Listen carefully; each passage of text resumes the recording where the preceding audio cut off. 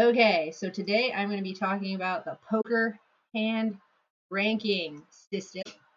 There are different hand rankings that rank one over the other, and they're basically ranked in a degree of probability, what happens most often and what happens least often. So the most common thing to happen is to just have a high card hand. Often that's something like an ace high hand, and then there's just random other cards.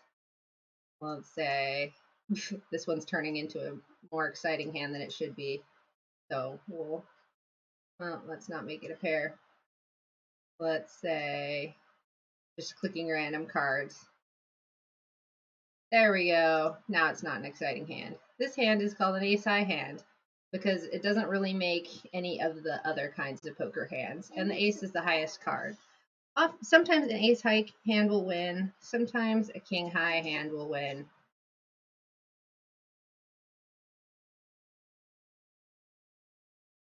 Often is a pair, and that's what I almost made before, so I'm going to make it again. In this case, it's a pair of queens. Boop, and a pair of queens will beat just an ace high or any one high hand.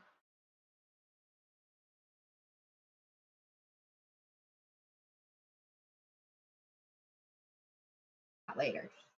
Okay, next is two pairs. So if we find another jack here, there's a two pair hand. Obviously, you can't have three pair hand because there's only 5 cards in a hand. The queen. Three of a kind. There we go. We have three of a kind queens here. And three of a kind beats two pair. Next up is going to be what we call a straight. And I remember finding that a little complicated when I first started playing poker. A straight is any 5 cards that are in sequence. So it can be something like the nut straight, that means the best straight, which is ace, king, queen, jack, 10. So since ace is high in poker, that's how we count down. We can count down like this. What's interesting is we can also count up. So ace can be low in the case of a straight too. If you go ace, deuce, 3, 4, 5. This is a special kind of straight called a wheel or a bicycle. Yep, there she be. That's my love. One per day. Yes, you may eat one now. Okay. After a straight, we have what's called a flush. Actually, we almost had a spade flush already. If we take away this ace, so it doesn't matter what a flush has for the numbers or the rankings, right?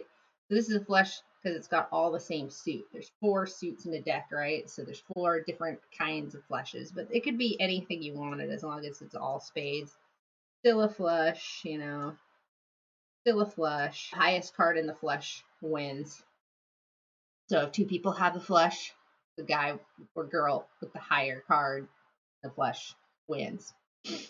After a flush comes a full house. I almost made one of those by accident earlier too. Here we go. Gotta make a full house.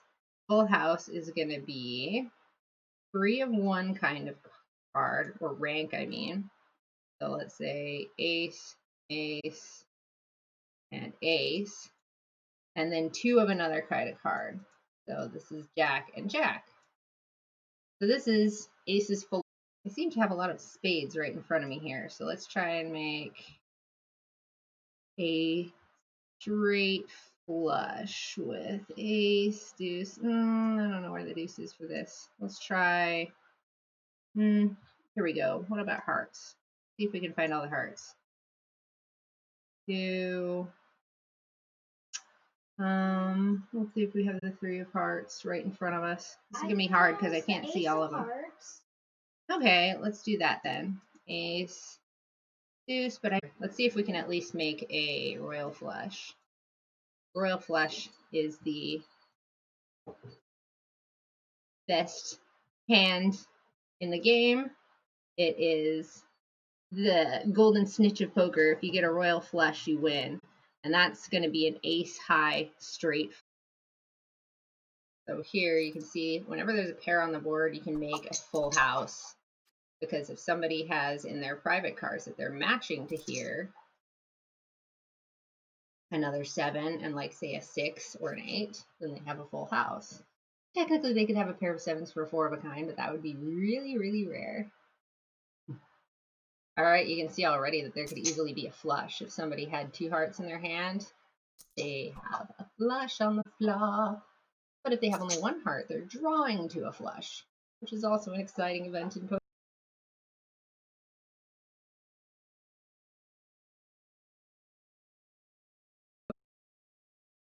These are the kind of high cards we like to play in poker because they can make higher straights than flushes. In this case, a potential for a straight is pretty huge. So we're going to 3-bet this. That means raise it. Raise it. Oop. See what it's got to do. All right. See, we have a straight draw right there on the board. So we play hands like this. So we're going to bet it. Okay.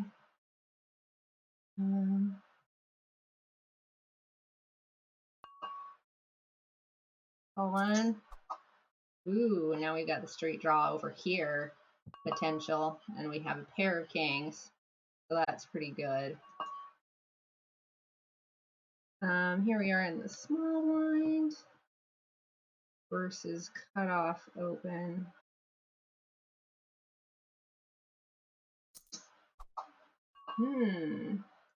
Little worrisome because now it's getting more like a straight could occur. So I'm going to bet bigger on this turn to hopefully kill his potential straight. All right. Woot! Perfect. 3 of a kind, huh? Let's call along. We have a diamond, so we block this flush a little bit. Let's see what he do. Let's see what he do. Pretty good for me, I think. Ooh. I hate that the board paired on the river, but I'm still going to have to call along because I now have a full house. He could have a full house, but I'm going to have the better one, you know? Oh, yay, he still bets. I'll win. Nice. He had the 5. That was really lucky for me for him to have the 5. I was like, I hate that he's not going to want to bet here, maybe. Ooh, here we have a straight draw. See? Ooh, so we're going to call one. How far he's going to take this. Now we have a pair of queens and a straight draw. We're not going to have a flush, though. We don't have enough for that to complete. 3rd pair right now. We're going to have to 3-bet from out the small blind. We love to play these hands, right? Because that can make pretty high straight or flush. Nice. Nice flop for me. Got a pair of kings. Top pair, we call that. It's a pretty decent kicker. Yeah.